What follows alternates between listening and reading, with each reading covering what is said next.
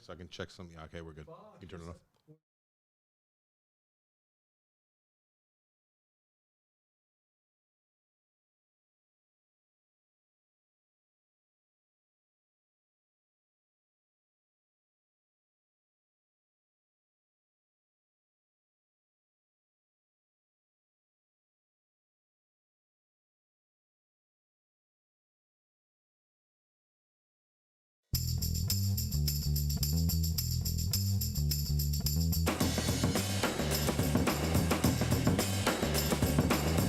Yeah! Film Vault! Welcome everyone to the Film Vault. That's Anderson, fresh from his Panamanian getaway. Look at you, tan. You got the hat, the Panamanian hat. I didn't expect that, but here we are. Gallivanting. Gallivanting across the land. I think he's only gallivanting when he's alone. I don't think he's gallivanting. That is true. With the wife, it doesn't count as gallivanting. Exactly. Oh, a big, fat smorgasbord helping of movies to Flick Fest. Well, babe, I'll be bringing you 3 big, sexy movies. Transformers, Rise of the Beasts, Elemental, and The Flash. This is an extremely Bryan week. You got Pixar, you got a superheroes movie, and you got Transformers. Transformers is a superheroes movie, first of all. You see any movies this week? I did. I caught up with today. I had never seen it. I caught up with Phantom Thread. Oh, dear. With all this goodness in the theater, you saw the Phantom Thread. And I can't say I'm glad I saw it. I can't say I'm unhappy I saw it. I kind of saw it, and it was... Will we be lining up on any movie this week? As far as like we both saw it? Yeah. Yeah, Elemental. Oh, you saw Elemental? Yeah. You didn't see The Flash? You didn't want to support that? No. I banned The Flash. Oh, okay. The Flash is out. I watched Phantom Thread. First time, exact same response that you had, Avery. And everyone said you got to go back and see it again. So I went back and saw it in 3D that time. And it had no new effect on me. No, I didn't do the 3D. I did that for Gravity, though. I went and saw Gravity. I'm like, what is this? And I banned the 3D, and everyone's like, well, it's because you didn't see it, you dumb fuck. You didn't see it the way it was meant to be seen. So I'm like, all right, fine, you got me. I'll go back and watch it in 3D. And it was just annoyingly 3D. Phantom Thread, 2D, obviously, both times. I didn't really pick up on anything new the second time around. It was very weird because I wasn't bored and I wasn't excited. I felt I was annoyed. Close to nothing, but I wasn't even annoyed. It was very weird. I was annoyed because the team was back, right? The band got back together, and there is this thing called There Will Be Blood, which was magnificent. It was like God just opened the clouds and sent that directly to me, for me. And then they got back together, right? Daniel Day and PTA got back. Right. DDL and PTA back together. And at the time, I equated it to like your favorite like punk band or metal band from like the 80s or 90s getting back together. It was like when Ween got back together. They go up on stage and they start playing harmonicas. And you're like, what are you doing? No. This is our country album. No harmonicas. This is the thing. The Ween country album, though, fucking rules. All right, so I'm going to just sit back, let you two fools talk, because I'm still like on Panamanian time. And I believe you guys are going to be talking Transforming. Oh, I didn't see any of this horse shit. I'm not down the Transformers train. Fuck no. Oh. This is going to be upsetting because no I'm Flash, no Transformers. Oh, by the way, I have there is an order to these movies. Worst to first for me. Might surprise you. Oh, you know what? We're already derelict in our duties. We are on a new network. I think this is the first week we're actually recording in real time because I was out of town last week, so we did that ahead of time. We are on Airwave Media. We need to say that at the top of every show. We are part of the brought to you by Airwave Media. Network, the Airwave Network. The Airwave Media Network. We are now a part of Network. We were independent for a number of years since leaving ACS. On our own accord, might I add. It was on our own accord. A lot of rumors were just spreading around out there. Really? Disseminated? Corolla, like, couldn't he and I got in a fist fight in the hallway. Well, that did happen. Now they knew us leaving the network. But, we've been independent, I don't know, 15 years, something crazy like that. Long time. And Airwave came along, and they're like, you know what? We want you guys. So we're on Airwave Media. Also, Bryan, Avery. For those of you who are new to the program, Bryan's the one half co-host. Hey, the other how co-host, are you? Avery's the creator. Our producer, who's fantastic. And that's debatable. I should have probably talked to both of you guys about this before, but we're doing a new format. There we go. Oh, wow. This would have been the time, yeah. And we're changing the name. Oh, my God. Tell me what you guys think. Okay. WTF. Interesting. Oh. What the film? Exactly. Yeah. What the film. Now, here's the new format. We pick a script every week. Okay. You and I and Avery are assigned characters. It's a live show too. We're taking calls. Yeah. We read the script, we take the calls, and then once somebody figures out what script it is, show ends. Oh my God. That's the whole show. Wow. What the film? What do you think? I think there are going to be a lot of short episodes. I was very drunk when I came up with this idea. It's not bad, especially if you go real art house. I feel like really niche. the female characters are going to suffer. Yeah, you get up there. That's true. If we get a little rice. We'll get Tessa to sit in. That's right. Don't you talk to my daughter that way. Listen, natural born killers and Tessa. Also, one of the worst things about doing a show like this, There's a lot of worse. That's weekly. Ought to be interesting. But this seems to always happen whenever we bank a show, which doesn't happen very often. Maybe a couple times a year we'll bank a show, and I'll say something egregiously wrong, and I find out about it like that night. Like, I go home and I'll start watching episode 3 of Band of Brothers, and I'll be like, oh shit, that's not Sam Rockwell. And I'm like, I said it was Sam Rockwell like 2 hours ago. I said, I think I might have seen Sam Rockwell. I know, and I was adamant. Did. I was adamant about it. I'm like, it was absolutely Sam Rockwell. And I'm like, I bet my firstborn child. I got 2 weeks before I can go back and apologize and get on my knees and beg for forgiveness. 2 weeks. 2 weeks. 2 weeks. It's up. It's up. That's and I a apologize. Total Recall reference. That is not. That was not Sam Rockwell. So there we go. All right, let's get to show. Yeah, I love show. time to We do got show. a lot of movies to discuss, films even. But I want to hear what the list is. We need a little stinger for Airwave too, so we can just kind of put it in late in there, so that Brian doesn't have to remember because he's not good at remembering. Airwave. No, nothing. That like was my stinger. That would be terrible. That was my sweeper. We're not doing anything remotely like that. I'm gonna take that and then just speed it up to regular right. speed. Do it again. No, please don't. All right, here we go. I was about to. Fanfliction, compiled by Mitch Burns. Ted Peterson saw The Flash. Even though the CGI sucked hard in a lot of places, I thought it was still fun and enjoyable. 9 out of 10 on the fun scale. Who's that? That's Ted Peterson, obviously. Ted makes a lot of good points. Oh, Brian, I think that I won't be surprised at all your order anymore. Ted makes a lot I of heard. points. My roommates were saying douche chills abound in the final act of the Flash. Like in a bad way? Yes. Is there ever a good Member Barry douche chills, I heard. Chris Anderson, I saw Flash. There were some good bits, but there were also some not good bits. A fun attempt at a new multiverse story that seemed rushed with super clunky CGI, even though the movie was on the shelf for like a year. Some fun Easter eggs, and by no means DC's worst movie, but not anywhere near its best. I mean, that's nothing. 2.5 stars. Not its worst. Not its worst, not its best. Do we want to know the FVT score, otherwise known as the Film Vault Tomatoes score? 70. 65. 71. Oh, really? You guessed that high? Brian loves his movie. Well, he loves Rotten Tomatoes is like 66. Brian loves the movie. Juan Magdaleno. Elemental. I really don't. Please don't speak over Juan's words. Sorry, Juan. Move over, call me by your Luca. There's a new power bottom on the Pixar list. Oh, It wasn't good. Elemental. Lacked a real antagonist. Antagonist, sorry. Didn't buy the love story, full of low stakes and trapped in a small section of this huge world with all kinds of shit going on that leaves you with questions. Juan. Many of those points may come up later. Juan, are you suggesting that systemic racism is not an antagonist and antagonist? Is that what you're suggesting? Sounds like what suggesting. Yeah, perhaps. It's the ultimate evil. Also, needed more elements other than the obvious fire and water don't mix aspect. The characters could literally be swamped with anything else and it would still be the same story. I kept waiting for Lilu to show up. Finally give me something to cheer about. Lilu. Yeah. I should have sent the family ahead into Elemental while I sneaked in to watch me some Spider-Man again. Smart man. Juan. Juan I've is come a around smart on man. you, Juan. I've come around on you. Jeremy Chappell. Elemental was great. Maybe the best one since pre-pandemic Pixar. Wait a minute. Got When was dusty Soul? for this Wait, dad. is Soul like during pandemic? When's Soul? Souls came during out? pandemic.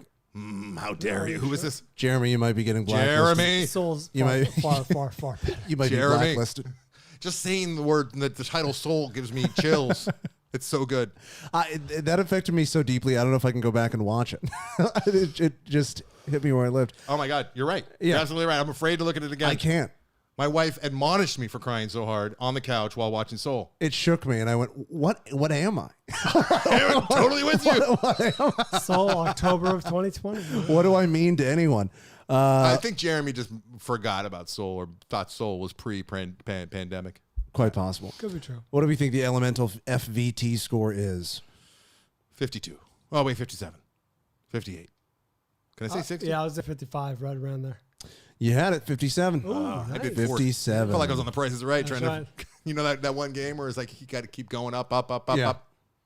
Johnny Pomato.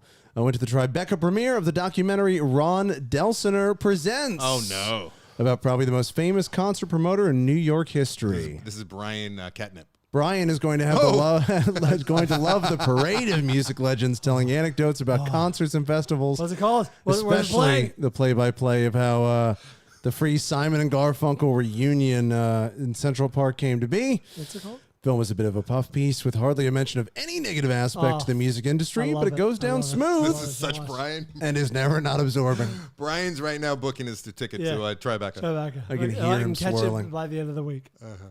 I can hear him swirling along Yes. with this. Oh my God. Tam Smith. Tam, what's up? Tam Smith, one of the most recent contributors to Loaded for Bear. I love you, Tam. And we're going to get your Patreon issue figured out. Flamin' Hot is a must-see. Oh, no. Tam. Heartwarming. Careful what you say. Love the comedic voiceover approach to this inspired by a true story movie. This is another one of those biopics about a product that we're starting to see. That's Like right. we saw one with BlackBerry. We saw one with the old Tetris. And now Flaming Hot Air. Cheetos, Air. apparently. And it started Air. with Facebook. And it started kind of with Facebook, even though that was more of a study, a character study, I would say. It was more of a character study. Also saw Extraction 2. Always love Chris Hemsworth. Action-packed. Sure. I did like that Extraction 1. I don't know if I need to go back for Extraction 2. However, I bet it's good. Ton of long Even more takes. extracting. Ton of long takes. Apparently a ton of long takes. Yeah, for the they can action do shots. anything now. I'm not impressed with those anymore with the goddamn little cameras and whatnot and a bunch of millennials sitting around, you know, Yeah. like listening to what the director tells you to do. Melding of shots. Digital melding, yes. Don't like it. Kids these days. Filmmakers these days. Leif on Reddit. Leif, what's up, buddy? There's more. Asteroid City. No. Come on now. Very Wes Anderson-y. Tell me more. That's not a compliment. The guys would hate it. I liked it. It's largely what I was hoping for, and it's got some solid jokes and memorable images. I wish I could appreciate the Wes Anderson. I like the Grand Budapest more, but AC was not bad. Not Anderson Cow and Asteroid City. Hey, fantastic, Mr. Fox. Fantastic. Darjeeling Limited. I really liked parts of that. I love that one line. Look at these assholes. I love that line. It's fantastic. And I like the moon. The moon, what is it called? Moon Shadows over Moonrise Kingdom? Moonrise Kingdom. Thank you. If his style bugs you, definitely skip this one. It is distilled Wes Anderson. Oh no. My mom, Purified. my mom was saying, "Oh, you have to see it. It's like it's supposed to be immersive. It's like the Van Gogh exhibit." And I went, "No, Mom, I don't think it is." Are you part of the anti-Wes Anderson? Because we're a small but mighty and right crew. Like And- most, We're morally correct. right? I mean, liked Bottle Rocket I love Bottle Rocket. Absolutely love Bottle Rocket. Fantastic Mr. Fox, but I that's actually about the liked extent of my Tenenbaums. Anderson-y. The business. best thing that came out of Tenenbaums was Arrested Development. Like that show does not exist without Royal Tenenbaums. It was inspired by, and I love Arrested Development. I mean, I was so excited for Rushmore, guys. I was such a Wes Anderson nerd from Bottle Rocket because I was like that was my peak like film nerdiness, and just I saw Bottle Rocket like 2-3 times in the theater. I'm like, this guy's the new thing. Have we discussed this on the? Oh my God, recovered memory, painful memory. During the first at least year of my tenure over at Loveline Screening Calls, I worked You with say Love Lines? No, Loveline Screening Call, Loveline Screening Calls. I worked with Tara. Don't call me Tara. God damn it. Lovely woman. I like her a lot, but she Beautiful lady. she had one joke only, and the joke did not work. And That's it a bad came joke, From, then. it came from the movie Rushmore. What was the joke? Would you like to know the joke? I'm sure she had more jokes than that. Every time someone called from Oh wait, you talking about a caller like a screener joke when you had one joke as well, which we'll get to after. Oklahoma, Oklahoma. I get that. Yeah, I'm okay. Every He's single all time. bashful now. He knows. I'm okay with that. Every single time someone called from Oklahoma, That which was was a joke often, for one. which was often, That was a joke for one person. he would write Oklahoma because you have to put in the field like where they're calling from. He would write as the screener. He would put Oklahoma exclamation mark, and then after months of doing this, at least weeks, probably months, Dr. Drew's in the studio with us, like during a break or something, and Brian's like, "Excuse me, boss. I've noticed for a while. Have you noticed? I put an exclamation mark at the end of Oklahoma for the musical." And he's like, "Oh yeah, I've noticed." That's all. So he got it. So you know what? He was so Mission unamused. accomplished. So unamused. That was a joke for one person. Didn't spend just a every time quarter someone- second on it. Every time someone would call, I can't laugh too hard. I got liver biopsy. Oh, Brian, come I know. on. I got poked right here. Oh, the worst. You know, they did a liver biopsy. They did a needle right in the liver. How else are they gonna get it? It hurts. It's like when they take ice samples of core. Yes, precisely. Yeah. They drill down. Mm-hmm. Anyway, Tara would screen the calls alongside next to me, and whenever someone would call from the great state of Oregon, you know, she would ask, of course, like we asked everyone, where are you calling from? And they're like, oh, I'm in Oregon. And her response would invariably be, oh, are you? Because the postal code for Oregon is OR. Yeah, great. Why are we That's doing a this? painful memory, and that comes from the movie fucking Rushmore. Okay. When Schwartzman goes, you're wearing scrubs or whatever. He's like, yeah, they're OR scrubs. Oh, are they? Funny because that's part it's of the whole movie. Funny because it's a play on OR. Brian, we get it. Whereas this was a joke that no one got. You did, Confused, obviously. stoned teenagers did not put the two and two together at 11 o'clock at night that their postal code was OR. Mm-hmm. Do you know it was much more enjoyable than Phantom Thread? What's that? Oh, are you doing another flickfession here? I've never seen it. Look at this guy. Hot Flickfession. Rod. Hot Rod. Fuck the ass. Fuck the ass with Hot Rod. One of my Danny McBride appetizer for That is- Gemstones. That is a real. Hot Hot Rod. must Rod have is gotten so the- great. Excellent. Must It's have gotten so the great. Benz watching those two together. Oh yeah, Pools are great for holding water. Ian one Ian of the throwaway McShane lines. out of nowhere. Oh, yeah. I didn't. With the move. Brilliant. God, I love that movie. I love it so much. McShane, it was great. I have a little countdown calendar for my 6-year-old days before he's allowed to watch that. Can't wait to show him Hot Rod. Hot I Rod, gotta very watch- fun. I gotta watch Hot Rod. You've never seen Hot Rod? No, I've seen it once. Oh, okay. But- I was about to make you leave. Okay, let's talk new movies. What do we do? How do we do this? What are we gonna do here? I'd like to hear about the Flash abortion.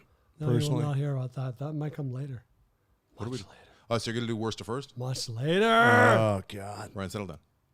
Later. Let's get into the show. Come on. Hot Rod, where is it streaming? Brian, no, that's something you do off air later in it is your not. life. It's streaming free on YouTube on mobile. You can watch it for free on the can, but that's about it. on mobile. Yeah, On the can? it wasn't on Roku, Are you but if you're, suggesting you watch a movie on your phone while pooping? that's the only way you can What do in it. the world? It knows. We are not that show, and that is not a movie you do that with. Okay. Streaming on Paramount Plus. It is if you've seen it before. See, you're wrong, Avery. You're wrong. Is it on Paramount Plus? It is. Fuck. No, it could be on YouTube too. I don't know. It's on a Watch the regular. language. Can we get It's on to a a regular. movie? Can we talk about a movie? What have you seen? I saw some movies. I can start. Yeah, go ahead. Start them up. This was sold to me by a frequent emailer of the show as the second best Transformers movie ever. I saw Transformers Rise of the Beasts. Transformers Rise of the Beasts, referred to by Giovanni as the second best Transformers movie ever. 2023 film directed by Stephen Caple Jr., starring Anthony Ramos, who you might know from Hamilton, Anthony Ramos, Dominique Fishback, and the voices of Pete Davidson, Liza Koshy, Ron Perlman, Peter Dinklage, Coleman Domingo, Michelle Yeoh, and yes, of course, Peter Cullen. As Optimus Prime himself. Right. 53% of Rotten Tomatoes. Feels about right. In theaters now. There's a film that you can watch in the theater now. This plot involves... Do you remember you watched the animated film with your boy semi-recently, yes? What, the 1986 abortion? Yeah. So you remember Unicron. Yeah, I think so. Unicron makes an appearance in this. Not appearance. He's a major. We live he's a streamed major that. part. It was when you were in the hospital on your deathbed, and and Atticus and I live streamed that for the watch along that month. And I could tell you, I was wildly distracted with how bad it was, and how much my 6-year-old was enjoying it. That's how I know you're making. That's how I know you're making this. I was very, very distressed at how. Granted, he's only 6, but my God, he was enjoying this movie too much, and it concerned me. What concerned and distressed you more? How sick and close to death I was? Oh, the Atticus or liking that this movie. Atticus was enjoying Transformers. What do you think, Brian? I know what I. I'm going to have to deal with I'm Atticus afraid of what I feel. for a long time. I'm afraid to verbalize it. I'm going to have to have a relationship with Atticus for a very long time. That's true. That's right there, your purview. I could have You used. and I could end at any minute. is what I I'm could have used a lot more. I know. I understand. saying. Did you get what I'm saying? My daughter's in the room. No, I'm saying like the show is going to end any second. Okay, is that what you meant? Yeah, our entire relationship is based on the show. That's it. Don't listen to Anderson. That's just something I say a lot. I could have used a lot more Unicron and a lot less Pete Davidson. Pete Davidson is the de facto star of the movie. Mm-hmm. Is he? Which role is he playing? He plays Mirage, a Porsche that has the ability to make Mirage images of itself so as to confuse its pursuers. Oh, so it's like a what do you call it? A shapeshifter. It doesn't change. I mean, it transforms, but it can project holograms, essentially. Okay, so he's like Magneto. No, not Magneto. Mysterio. Yeah, he's kind of a one-trick pony. Gotcha.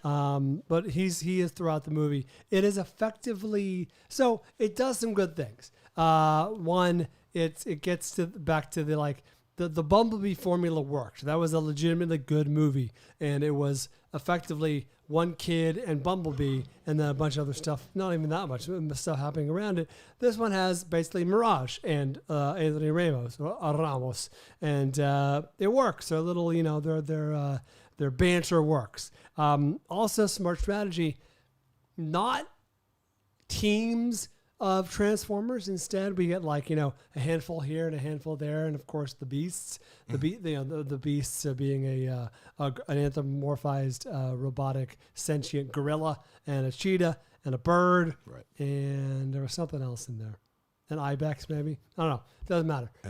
They're forced. No copy? Was there a copy in there? I don't know what copy is. Copy. Oh, what's in a copy? It's just like half zebra, half like. Is there a platypus? It's a bizarre animal. Oh, platypus. Platypus would be another fun one. No, there's no platypus. No. They didn't get creative and fun. I saw a gorilla was in there. That's pretty unfun. Gorilla, like a hawk type bird. Okay. The cheetah, the aforementioned cheetah, and there was something else. There was something else. Turkey vulture.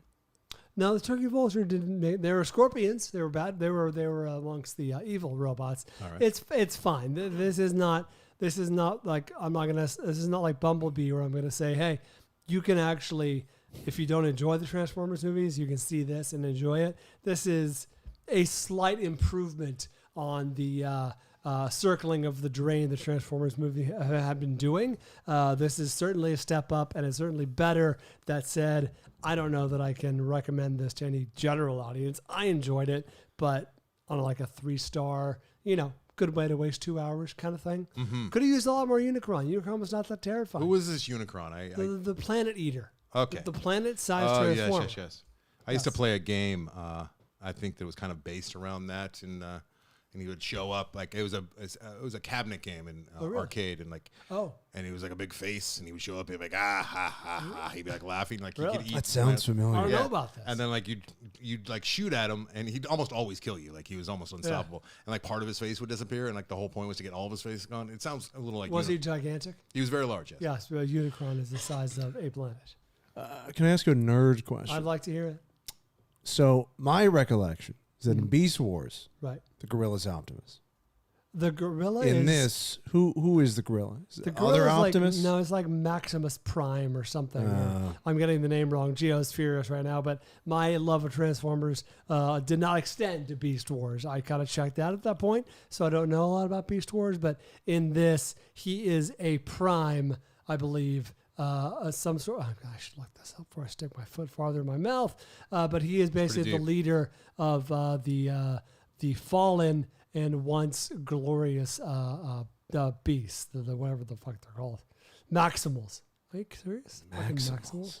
That is a terrible name. That can't be right. Oh my god, that's so offensive. You seen this, Anderson?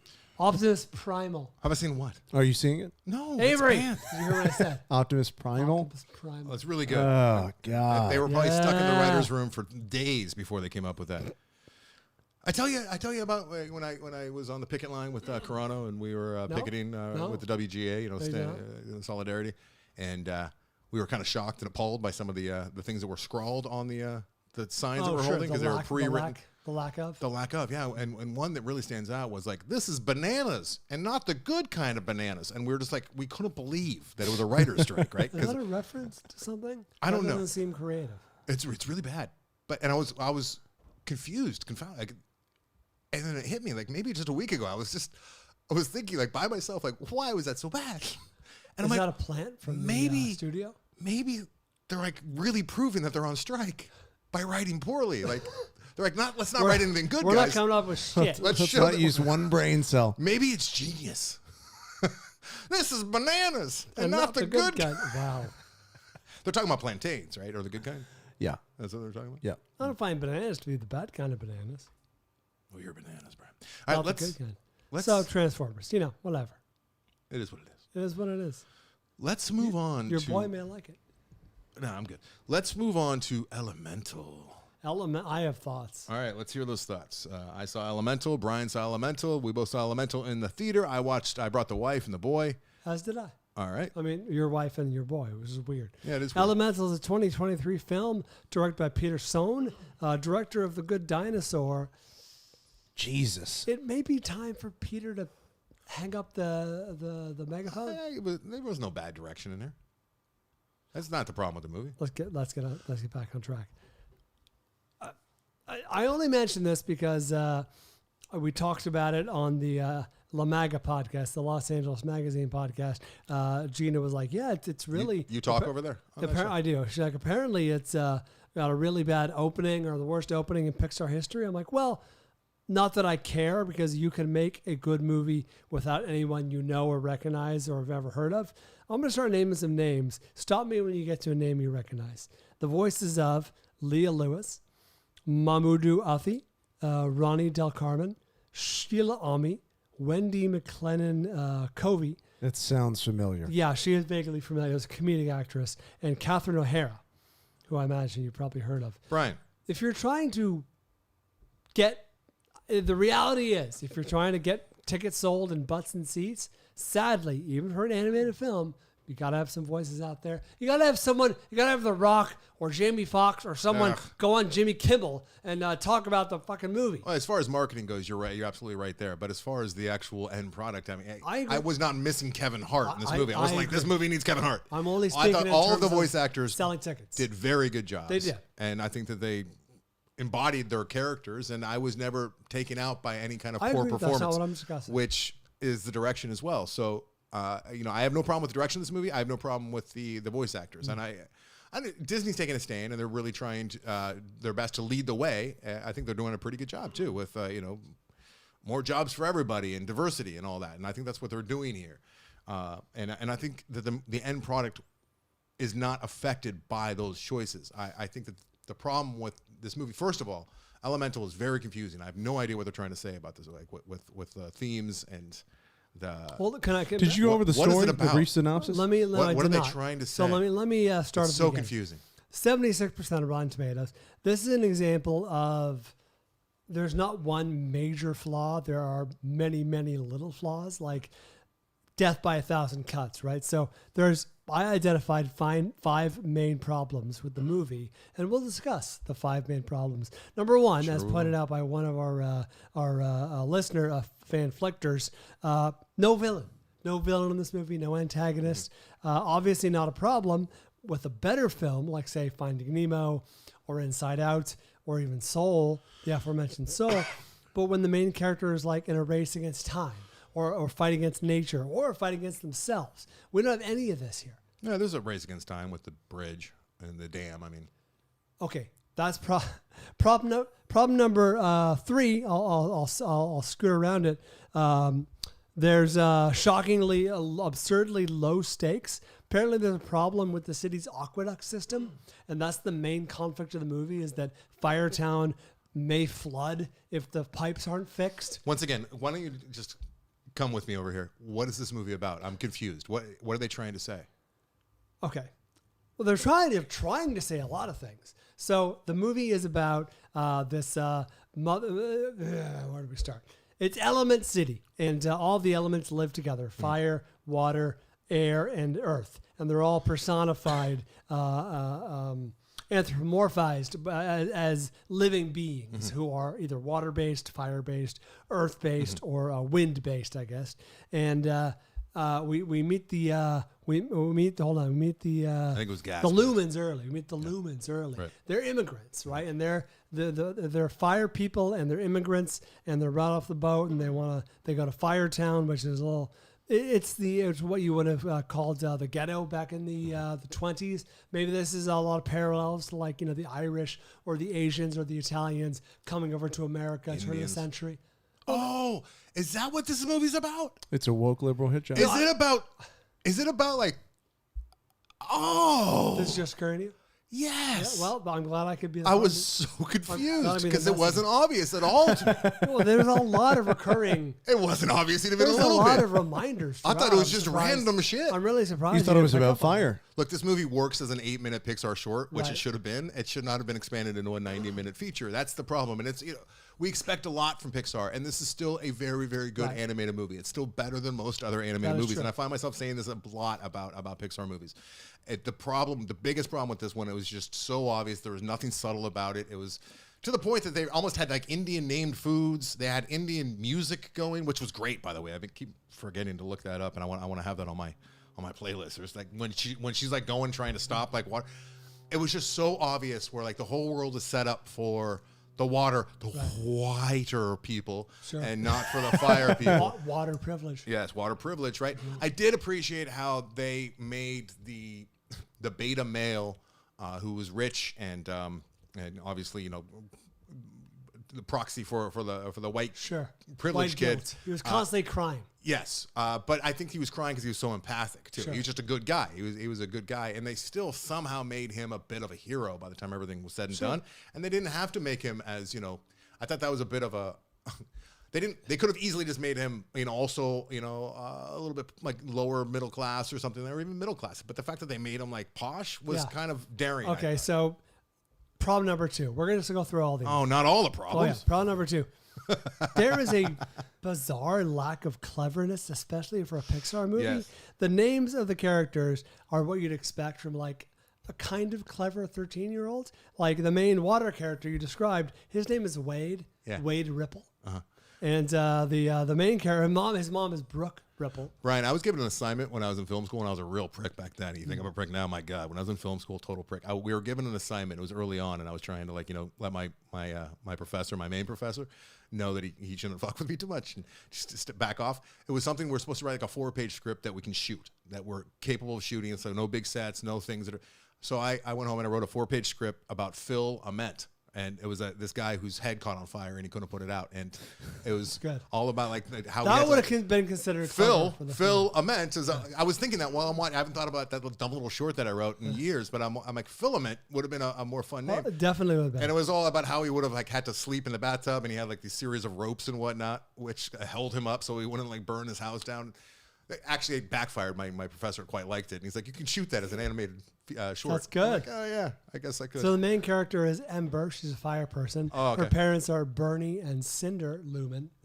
The entire brainstorming process for the film took 20 minutes, including lunch.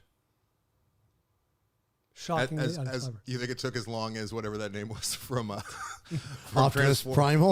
Optimus Optimus Primal. Primal. That's worse. I'd say that's worse. Problem number 3, I mentioned the stakes are very low. Optimus Primal's is not bad. It's terrible, but it's good bad. Is it good bad? It's good bad. I don't know. I'd have to see Optimus it in the Primal. context. Because it's almost like a middle finger to you for watching it. You have not seen Element. You're right. It is. It is kind of like kinda great. fuck you for being in the theater. Fuck you. He's Optimus Primal.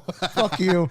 Brian's over here saying this is low stakes, and It's very low stakes. all right, an entire immigrant part of town can be wiped off the fucking map and killed. There was no Those are the there was stakes. no danger Well, that he- ever happened. 100% there is danger. Well, he's one of the Water water kills people. fire. Right, Brian, all the way around. water Oh, yeah, kills water fire. kills fire. Jesus Christ, Brian. Low stakes? Yeah, sure. Chinatown There might have was been wiped out. no danger that ever happened. Absolutely No was. danger. Never once was I fearful the water would sweep Of course away not. the It's a embers, Pixar movie. the lumens. Are you nervous when you're watching The a Marvel other- movie that the universe is actually going to collapse in on itself? That's not Are you even. ever nervous? Yes, about- that really occurred to me. The main conflict isn't even that. The main conflict is around Ember and Wade. Ember possibly taking over her dad's store. It's Firetown, Jake. Don't worry about it. It's fire time. Forget it's fire time. Can we do a spoiler on this? Because I want to talk about what I No. thought was going to happen, and it didn't happen, and I can't do that without spoiling shit. Problem number 4. And I was happy it didn't happen. I can tell you that much. Out of 5. That I can tell you. There's a Romeo and Juliet West Side Story like love angle, what should be like a forbidden love story, right, between the fire and the water character, except nobody seems bothered by it. The upper class mom, who would be the perfect person to be bothered by her, like, water white son dating like a fire girl. So they weren't racist enough. She is instantly accepting and embracing of Ember. She's a modern day water woman. Yeah. That's lovely. Brian just looked at me over his glasses. He looked down his nose at me when I said that. That's lovely, Anderson. It would have been better for the film if there was some conflict. I worry He about wanted some water power. That's what he wanted. I worry about Loaded for Bear because it sounds like you're not wrapping your mind around just essential conflict. Like the characters. Oh, tell me about conflict, Brian. I want to know about stories. I want to talk to you about this now before you get too far down the road. Oh, believe me. I'm well down the road. The characters cannot all just get along. Oh, they can't? No. I know that's your instinct. Yes. Turn back. You know me, buddy. I don't like conflict at all. Go back. Brian, I live my life by conflict. What are you talking about? The character where you're like, oh, maybe she just accepts them for all their flaws. No, she doesn't. In fact, their flaws are exaggerated to her. Look, we had the fire dad who was very conflicted by the relationship to the point that I'm giving too much away, but there's a lot of conflict there. I think that it's modeling and mirroring what might happen today. And I think that that's much more likely to happen today where let's say an Indian father would be much more upset about his Indian daughter dating a white guy than the white mom would be. So you're saying the Indians here, represented by fire people, are too dumb to be accepting of other culture. Nothing about dumb. That's what I heard. Too backwards. Listen. I've been in this situation. I've dated Indian girls, and their dads hated me. See, dads. Wait, what? There's a couple different Indian girls that I dated. I thought you were and my saying mom and dad could not give a shit, not care at all. So, well, I know what you're saying. That leads me to problem number 5. My final problem with the film. Yeah.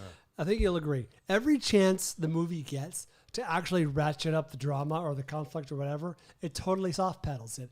The ultimate example is, so one of the subplots is the dad, Bernie, he wants to give Bernie. He wants to have Ember, his daughter. His daughter take over the store and keep it going in the family line. And a little cliche, but that happens throughout the film, he's in poor health. Throughout the film, he's coughing up ash, and you're like, oh, well, this obviously leads to the part where he is too sick to carry forward. They have a big blowout. He ends up in the hospital. She has a change of heart, or doesn't. She's forced to make it. It's the hospital. Not bad. Forced to make a choice. That doesn't happen. Nothing of the sort happens. You're giving everything away that doesn't happen. Exactly. Now I'm spoiling things that don't happen. The anti-spoiler. That part where Godzilla never showed up, that was fucking weird, right? That was a real twist. But you see what I'm saying? Like, this movie could have ratcheted things up, but instead it's like, nah, Dad's just going to kind of hang out. Yeah. Didn't appreciate it. So you needed your 6-year-old daughter to feel a little more... I needed to fridge the dad. I wanted to fridge the dad. Fridge the dad. Yeah. Hey, I shouldn't admit this, and I say things that I shouldn't admit all the time, but... Did you get dusty? It did. No, it did. I don't love this movie. I do not love this movie, but it got and a little dusty. They manipulated me somehow. I was pissed, too. And I think part of it is I was vulnerable, because usually I see movies by myself. I'm going to back off here, because I got one more movie to talk about that may cause me to get dusty. I don't want to say what it is. Did you get dusty during the member? Shut the fuck up!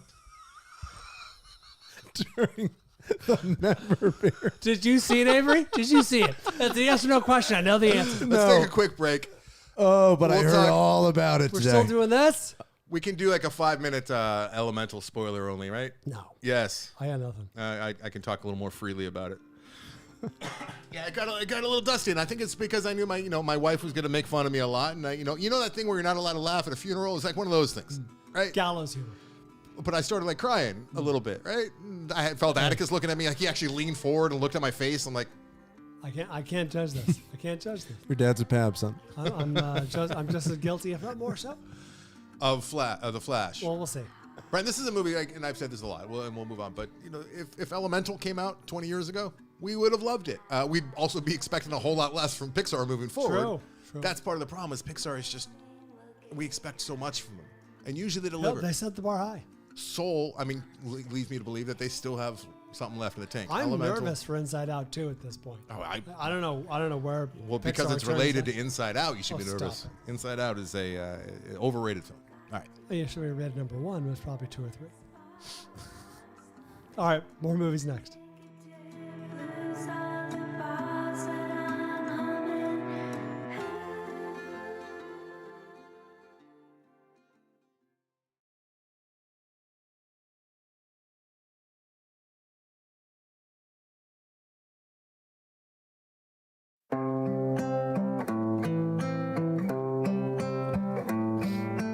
Fucking Elemental. I got another movie to talk about. All right. Well, let me just squeeze this in because Please, then we'll I've been end with talking your too much. we'll end with your movie. But I am going to continue down the path of catching up with the TV program, Brian, which I know that you're probably not real thrilled about. I've already checked out. But Frank assigned us the first 2 episodes of Band of Brothers. I have since watched episodes 3 and 4. I'm going to continue until all 10 episodes have been consumed by me. So by the end of the summer, Just I will like have seen all of them. Unicron. Oh, consumed. I see what you're saying. So, with episodes 3 and 4, so Band of Brothers it's the show that kind of changed TV. And talking to Frank, who assigned it to us a few weeks ago, who's in the business, he has such a soft spot for this Band of Brothers, as do I now. It's a great show.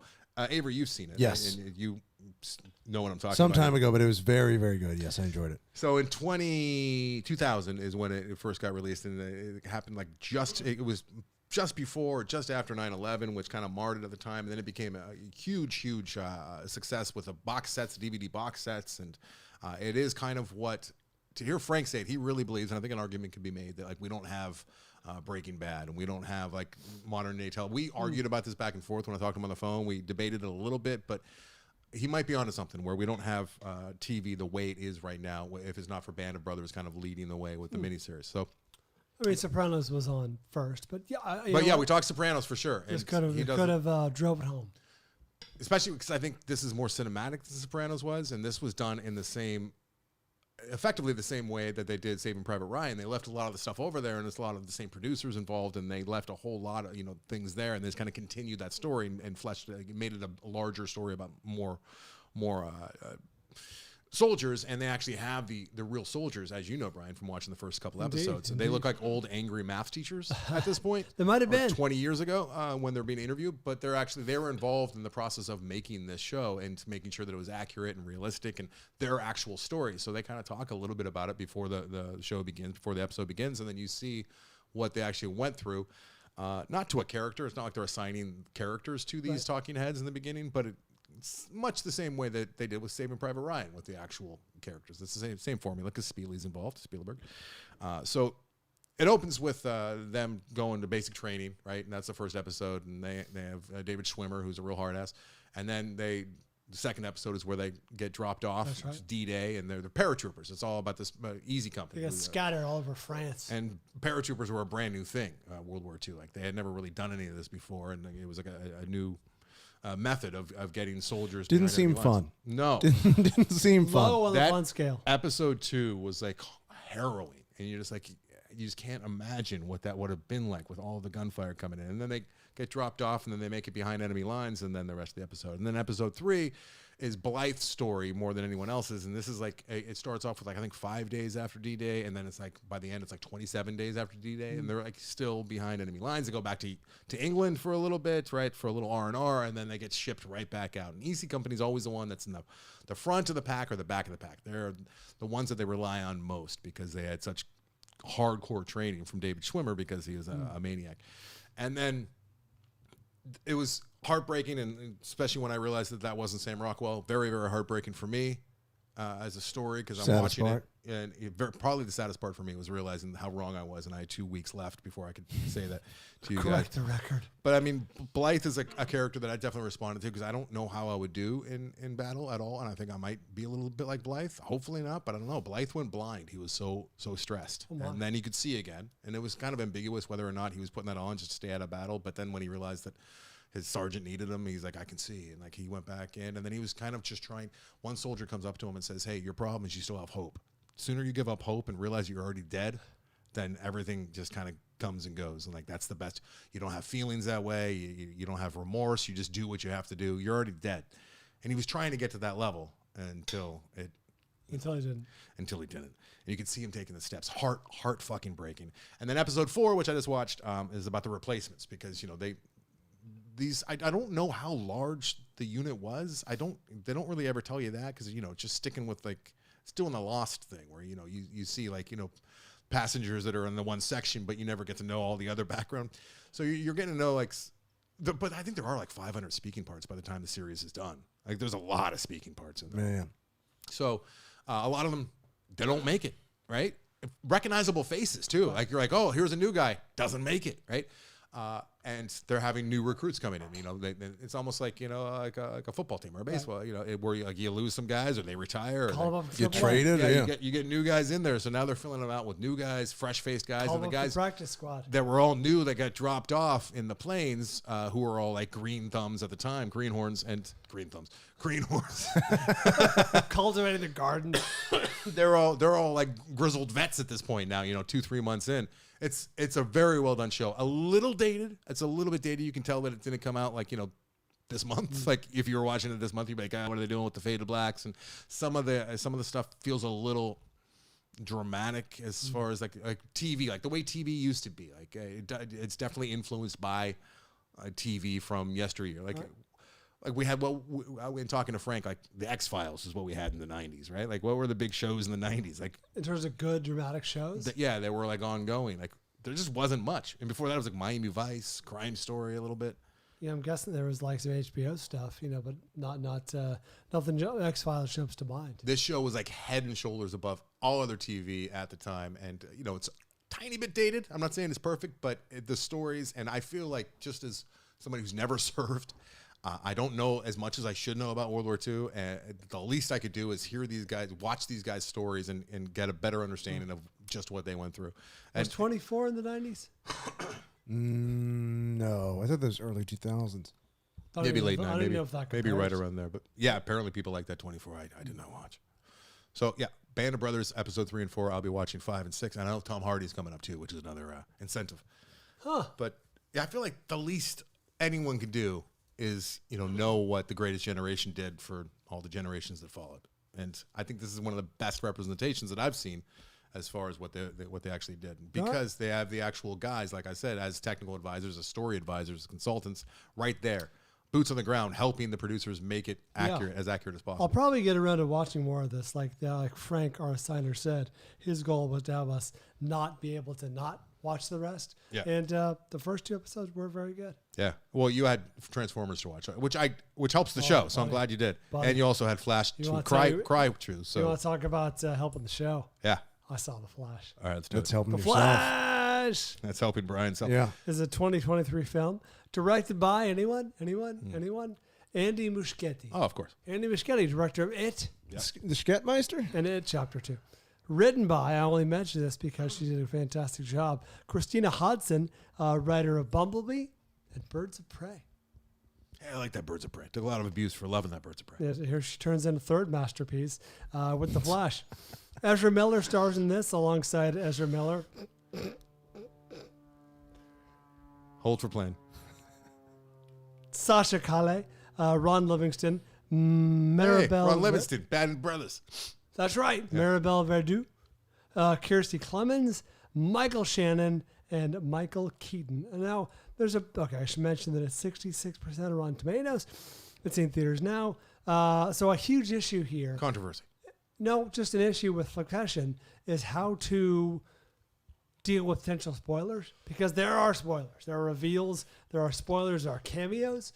And I am of the mind, if you're fine with it, if it's in the trailer. No, let's talk about the movie, talk about this, tiptoe around that stuff, and then I'll let you just dump it all on me in a spoilers only mini 5-minute thing that we'll do just offline. Okay. Because I have thoughts just based on what I heard secondhand. And I have no care. I'm never watching this movie, so you can spoil it. No, because you don't assign anymore. You're no longer an assigner of me, which is great. Speaking of which, I have a couple movies that listeners have assigned us, which I got to get to before this episode. Is The Flash one of them? No, Flash is not one of them. Okay. Because I've already seen it. Yes, you have, Brian. Very good. if it's in the trailers and if it's in the TV spots, I'll mention it. Otherwise, yeah, it'll be considered a spoiler. So this is another multiverse movie, as mentioned by one of our fan flickers, but actually manages to show and explore the idea of the multiverse in, albeit slightly new ways. I was actually like, okay, that's an interesting way to sort of portray this thing that we're now inundated with. But the idea being that if you've seen the trailer, you understand that Barry Allen, aka the Flash, discovers that he can go back in time and decides, hey, if I simply... How's he do that? He runs fast enough. Oh, Jesus Christ. If he runs fast The enough, old Superman. he ends up in this. He ends up in this sort of. It's visualized and depicted as sort of a amphitheater arena where everything in his life that has happened or is happening surrounds him. That sounds terrible. It's actually visually kind of interesting. The special effects are a bit clunky, like people said, but I'm not much of a stickler for that. I don't care as much. So he discovers he can go back in time. He decides, hey, I'm going to go back in time to the day that my mother was killed and my father was unjustly arrested and convicted for the crime. And I'm going to simply the central conflict of that moment revolves around forgetting something at a grocery store. So I'm just going to go to that grocery store, put the thing in her cart, and then she won't forget it. I won't have interfered with anyone. I won't have talked to anyone. I won't have messed with the time-space continuum. How could he possibly think that? Has he not seen He's all naive. time travel movie ever? Bruce Wayne, played by Ben Affleck, does warn him of that. Oh, it just got even better. That's right. He does Oh, warn him my God. I saw that abortion. Did you? The new Baffleck. It was on. Fucking what's A. the new What's it? Baffleck? Oh, God. Yeah, I was actually in Panama, in Old Town Panama, where Beauty was right outside the door, and I was just too tired and bitten up by the bug, so I had to take a break. And we turned on the TV, and that thing was on. And I'm like, how am I watching this right now when there's that outside? Yeah. Is this Batman vs Superman? Fuck. It's the new League of Legends or whatever it's called, right? No. The new one, Robert Rodriguez movie with Baffleck. That's what I'm talking about. Oh, he's not Batman, though. No. Oh, I was talking about the new League of what's Legends. it called? Yeah, the new, Justice League. Justice League. The new Justice League. I don't even know what it's called. It was. How do they make it? How do they continue to do this? We're talking about The Flash. Okay, sorry. Go back. Can I just say this? You love it. I think I'm echoing another, Hypnotic. Terrible. Hypnotic. Terrible. No good. I think Terrible. I'm echoing another fan flicker. Very high in the fun scale. Very high. The fun scale meter was pegged for much of the movie. I would have felt pegged the entire movie if I had to watch it. That's what it would feel like to me. Every scene that Michael Keaton was in was a delight. Delight. I was playing old Batman. He was, right? It's a multiverse. I think I Yeah, saw that in the trailer. Yeah, in the trailer, he's like, "You want to get nuts? Let's get nuts." Which Yeah. is a line from the first Batman movie. He plays an old, haggard, beat down version of Bruce Wayne. Not to be gross, but who owns DC? It's Warner Brothers, right? Yeah. The executive who was watching like the Spider-Man, it might have been like one of the old cartoons, and then came up with this idea how the Flash could be the ticket to their multiverse. Do you think it's Wiener got hard? Oh, for sure. Do you think it was just like He may have had to manipulate it. I don't know how old this man is. You know why?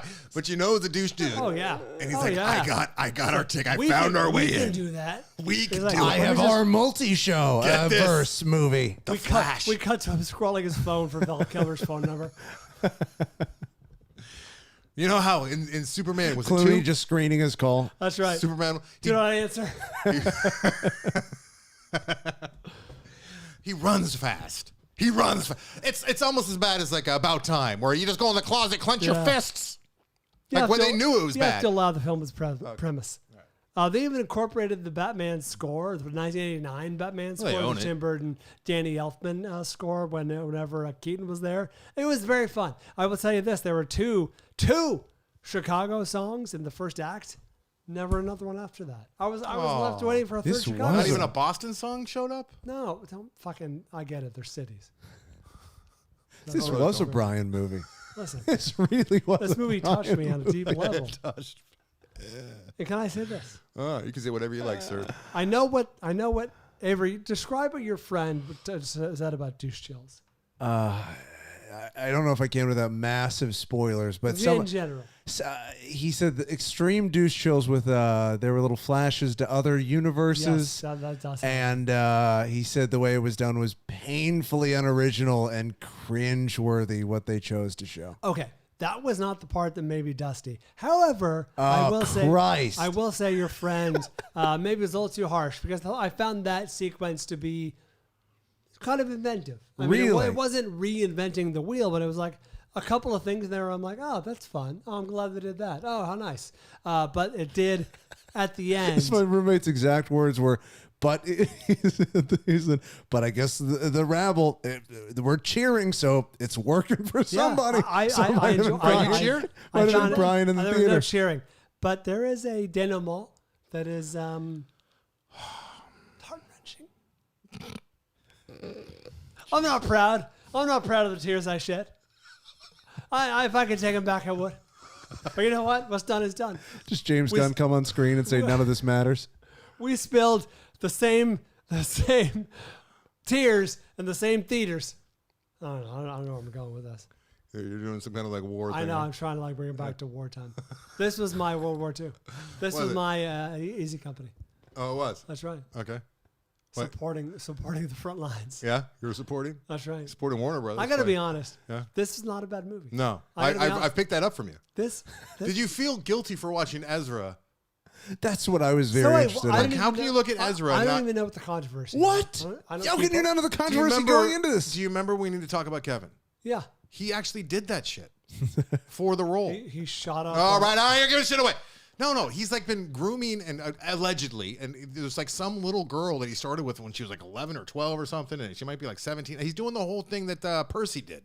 Yeah, and I thought he was holding some women captive or some shit like that. It's weird shit. And shit. And just generally assaulting people. And now I'm just like in public. He was very good. I'm throwing it out there. And I don't have all the facts, and I'm not in the room. This never stopped doing him that before. thing. However, Ezra's always just seemed like a creep to me, and that's not just because of his role as Kevin. And we need to talk about Kevin. That didn't help, but he's always just seemed like kind of like a douche creep, right? Doesn't he? Douche creep. Maybe. I'm not going to say no. And then it turned out he was, or he allegedly is. The very affable Barry Allen, he was fine. This is Brian's Michael Jackson. And he's just not going to let him go. I'll even go so far as to say. Yeah, you need a more Kevin Spacey for you. I'm going to go so far as to say the man showed acting range because he played two different versions of himself. Oh, I heard that was bad. The trailer CGI, I heard the CGI was schlop on that. Well, there's just, that didn't jump out at me. Oh, I didn't jump out at you? No, because they've been showing two people on the same screen for decades. Yeah, I heard it was at least poorly 2 done years. in this. 2 years. The effects were not great, but again, I'm not a couple years. Hey, I gotta say, I gotta back Brian up on this much. I was very upset with myself when I saw the trailer for this a few weeks ago that I wasn't furious. Like I wanted to hate this movie with all my might, and I'm like, it kind of doesn't look as bad. I was surprised as well. Yeah. Guys, but then I reminded myself that like it's pretty much not bad. 95% of every trailer I see tricks me into thinking I want to see it. I honestly think I would have seen it were it not for Ezra Miller. I didn't want to give a fucking cent to a project that he's in. You will wake up to an email from Giovanni backing me up. No, Gio, please. Send away. Superfan Giovanni. Put the subject line, Brian was right. And please, I'll read it. Please send Brian a detailed email of everything Ezra Miller has been found guilty of. That I don't He need. certainly needs that. Very high in the fun scale. Very high. All right. Fun meter pegged. Okay. Well, I guess Fun meter in the red. I guess we're done for next week. Brian, you want to? I think one movie, yeah. I got to ease back into this. You got to ease back in. I got to ease back into. All right, we're gonna be this watching. Actually, yeah, because I want to see two new movies for next week. I want to see fucking. Come on. The Jennifer Lawrence dating movie. Oh no! Why? What? Why do you want to see that, Brian? What's I thought it looked okay. And then the other, I want to see The Blackening. So I want to see that. Is that coming out this week? Oh yeah, it is. No, I think it came out last week. Avery, I'm looking at half of you. Help me out here, buddy. I might have to see that just to see if Brian's out of pocket on that review. First of all, I'll keep that shit high and tight. All right, we will be watching Pleasure. Yes. Pleasure. Thanks to, I have it written down as Bryan Peterson. That can't be right. So it's Brendan Peterson. Or Could be Pedersen. Beandon. Could be Beandon. Thank you, Bienden, for Pedersen. He just wrote Pleasure and Joy. Oh. And I know from what I've read about this movie, and it came out last year, I think. It's tough watch. I understand that I don't recognize the name Bienden Peterson. Is this the first time I saw it? I believe so, yeah. Okay. I feel like Bienden would jump out at it. You'd think. Hey, on the next episode, top 5 Relentless movies. I got it confused with the Patreon only episode this month. Which, do you even know what it is? Avery? No, I don't. Top 5 characters you would not like to leave your kids with. That is good. I got a solid list for both. I got some fun. That is good. I have some fun ones for both as well. And there's some obvious ones on there, but not so obvious ones too. I try to stay away from the obvious, at least in terms of not just picking child molesters.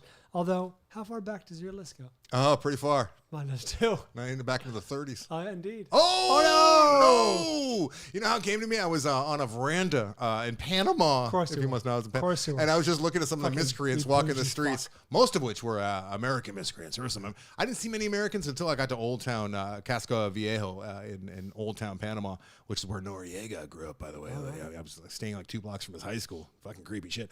But I was just looking. I was looking down at some of these people. I'm like, imagine if you had to leave your son with that guy for 20 minutes. How awful that would be. And I was just running through this nightmare scenario. Yeah. And I'm like, not a bad topic.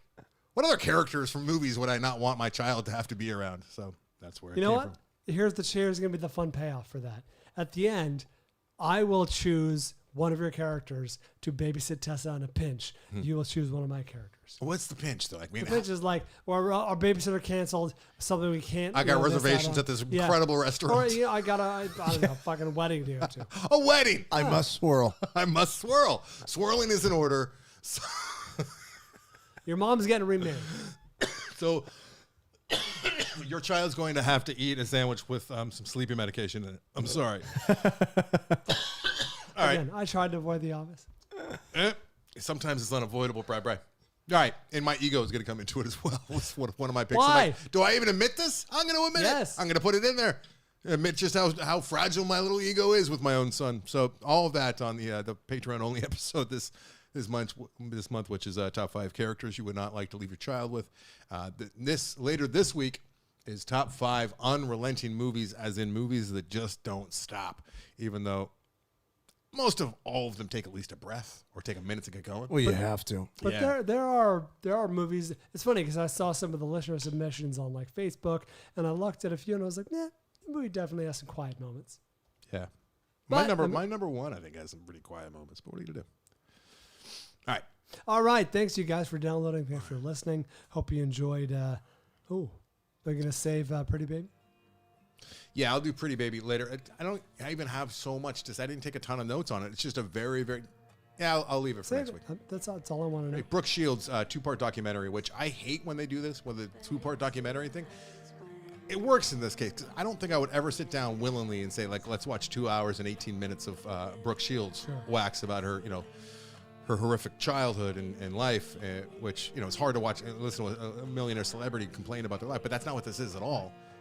And it's very good, and it's done in 2 separate parts, which you can consume separately if you need to. But it's Brooke Shields. You walk away from this being a Brooke Shields admirer for sure. Can do. All right. Thanks, guys, like I said, for downloading, listening, following along, supporting the show. Pretty Baby, Brooke Shields. A Brooke Shields story, I think it's called. And it's on Hulu. Thanks, Buzzy Shy Face. Hulu trying to charge me $20 a month out of the fucking blue. What is that? Buzzy. That's what these guys do. They're just out of the blue. They'll just switch things up on you. Don't like it. No. Thanks, Buzzy Shy Face, for being our feature artist. Check them out, AndersonandBryan.com. That's where you go to tap the Amazon banner. By the way, people tapped for Father's Day, even though we are off for a couple of weeks. Appreciate you. We were off for 1 week, and we weren't off. We filled those episodes with new material. No Amazon. No acknowledgement till now. That makes sense. But we'll get to those in the next episode. Instagram, Facebook, Twitter, YouTube, TikTok. We're all over the place, either at Anderson and Bryan or the Film Vault or the Film Vault Podcast if you're on YouTube.com. Thank you, Giovanni, for sending Anderson an email about how I was right about The Flash. And Brian the Ezra Miller Problematic Tales. Right. I'll need that. Yes. He's going to have a lot of dirt because Giovanni, superfan Giovanni, knows. He could do a true crime podcast. Everyone's dark and secret. Like innocent people that I had no idea. They were not innocent at all. Did. What? Yeah, he's just, all right. Thanks, Mitch Burns. Thanks, Mike Cole. Thanks, Eric Caff. Appreciate all you guys. Addie's Antiques, shipping stuff all over the globe. Loadedforbeardoc.com. Thanks to everyone who continues to come on and support the program. Some very exciting things happening this week. Just today, some very exciting things went out into emails. We'll see. Exciting. We'll see. Exciting. All right, check that out. Until next time. We do it for Van Gogh.